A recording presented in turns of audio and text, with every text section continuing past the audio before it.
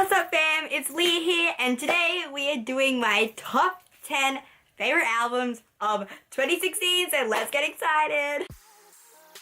Alrighty, so I have my top 10 favorite albums to show you guys. You guys are probably going to know a lot of them because I've talked about them on this channel here. I honestly feel like this year a lot of my favorite music has been released either last year or the year before, but I've definitely found some outstanding pieces of work that have been released this year. These are in no particular order at all. I feel like I do know my favorite album that has been released out of the year, but all the rest of them aren't in any particular order. So without further ado, let's get into it. Pick apart the pieces you left, and don't you worry about it. Alrighty, so the first album that I'm going to talk about today is Jack Garrett's album called FAVES. This is his debut release, and Jack Garrett is an amazing musician. Oh my god, guys. So Jack Garrett is a British singer-songwriter. He literally does everything himself. Like, he literally produces, he plays all the instruments. On stage, he's just sort of like a one-man wonder. And he's just got awesome ambient, vibey, alternative production type styles. Some really, really cool tracks on this album. A really good album to listen to the whole way through. It really flows and intertwines. One of my favorite alternative releases of the year, definitely.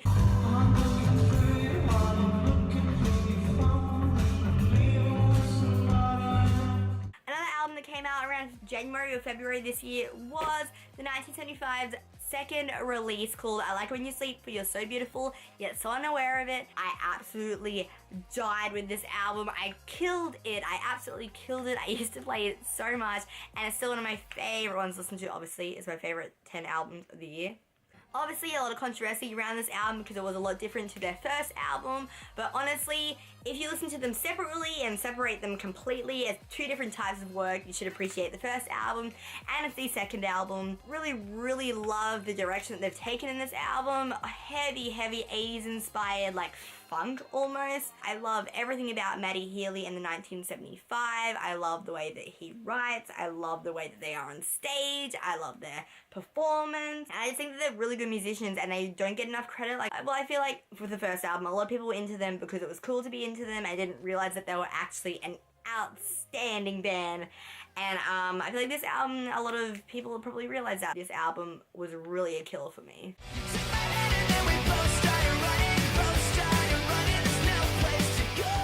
One of my favorite bands that went off the face of the planet for like literally 20,000 years, FAVES brought out another album called Misadventures, and I absolutely was so terrified for this to come out because I was like, what are they gonna do? They haven't been around for so long. I was so happy with what came out for this. It's everything that I love about FAVES smashed into an album. I feel like there's a lot more of an older style FAVES that comes through on this album. Inflections of heavier style in it as well, which I know is what they went to a lot with Collide with the Sky. Collide with the Sky, is that what it's called? But it's just a really good punk album for me. I really enjoyed it. This album got 20 times better for me after I saw it live. And at their show, they sang Kissing in Cars, which was the song that I found them on. And they've never sung it before in the 10 years it's been released. So, love you, FAVES. Do I ever cross your mind? Shawn Mendes with Illuminate. Oh my goodness. Shawn Mendes is a little bubba, first and foremost. He's just freshly 18, but he has the soul of a 40-year-old that's gone through all the heartache in life. He is amazing. He writes beautiful lyrics. Absolutely beautiful lyrics. He's just got a lot of John Mayer, Ed Sheeran type inspired. So he's got a lot of heavy guitar songs and you just feel so much emotion because of him. He just really expresses emotion out of everything that he does. Really great release.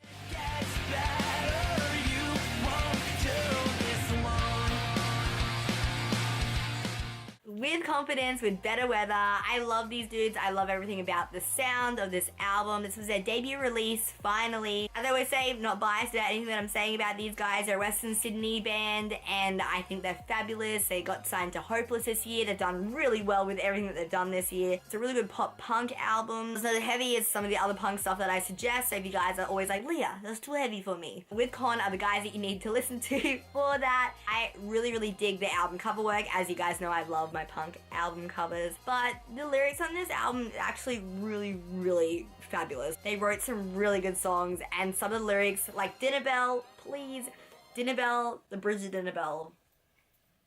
May I say any more?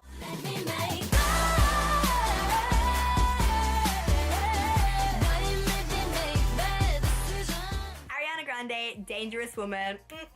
Definitely my top 3 favorite albums of the year. I think this is a magical release for Ariana. Definitely my favorite album that she's put out. It's her 3rd album and it's hands down the best one that she has done. Really just good R&B pop songs on here. I feel like she's just so sexy and such a bad bitch, and she's finally able to express it in this album, whereas I feel like with her older stuff she was more of a get a good tissues, I'm so cute. Whereas now she's finally like released this bad bitch side of her, and I think is bloody so inspiring. Favorite quote of this whole entire album is, "Ain't you ever seen a princess be a bad bitch?"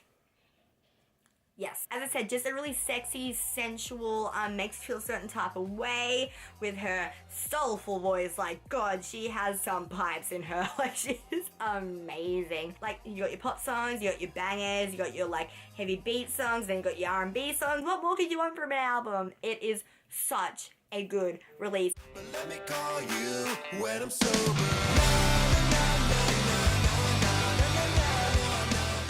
Blink-182 with California.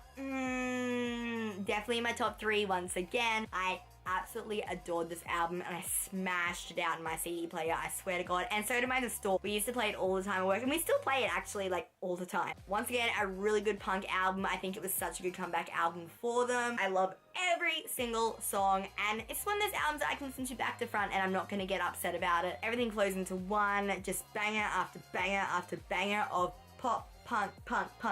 Yeah, just a really good, easy listening punk album. When an album you can listen to 1,000 times and not be upset about it, like, that's when it's a good album. I just love Blink because they're so comedic. Like, so many of their songs are like, lol, at the lyrics. Like, Built This Pool. What more can I say? Just fade away. Feel it. Fade away. The next 2 albums that I talk about, I don't have in physical copy, but the first one is Life of Pablo by Kanye West. I was so iffy at listening to this album because everyone told me it wasn't good.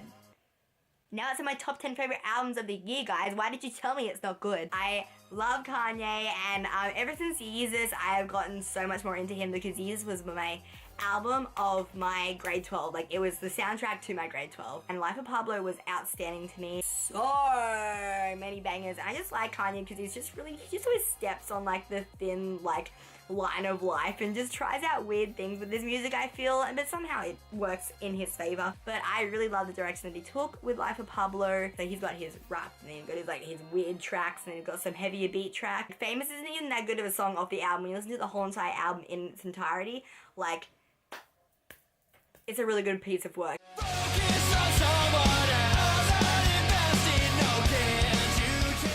The next album is Life Pacific with Distance Like You Asked. This is an album that I literally have fallen in love with in the last month. It's literally so random to put in here. So they're a tiny little pop punk band. I really love everything about this album. It really reminds me of like a Neck Deep type style album. Distance and Worthless Case are amazing songs. Anything that sounds like Neck Deep, I'm happy to listen to. So if you do like that sort of style of heavier punk, not even heavier punk, but just like easy listening punk with some banger lyrics, like 10 out of 10 banger lyrics. Oh, so many of these songs are written so well. The bridges, Distance, so good. If you haven't listened to them, please go check them out.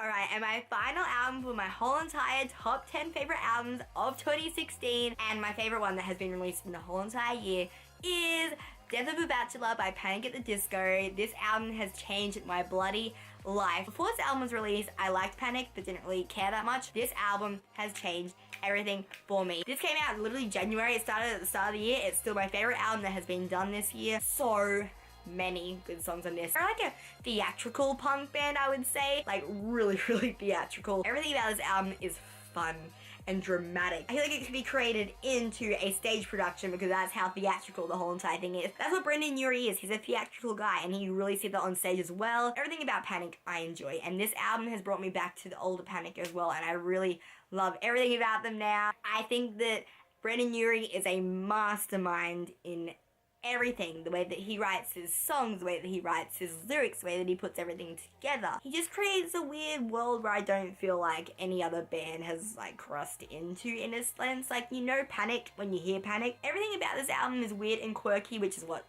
all Panic albums are, but I just love it. It's such an easy listening album. I will listen to this 5 times in a row and I will not care at all. If you like a good, quirky, dramatic pop punk album, this is the one that you need to listen to. Honestly, my holy grail of 2016 has been this album.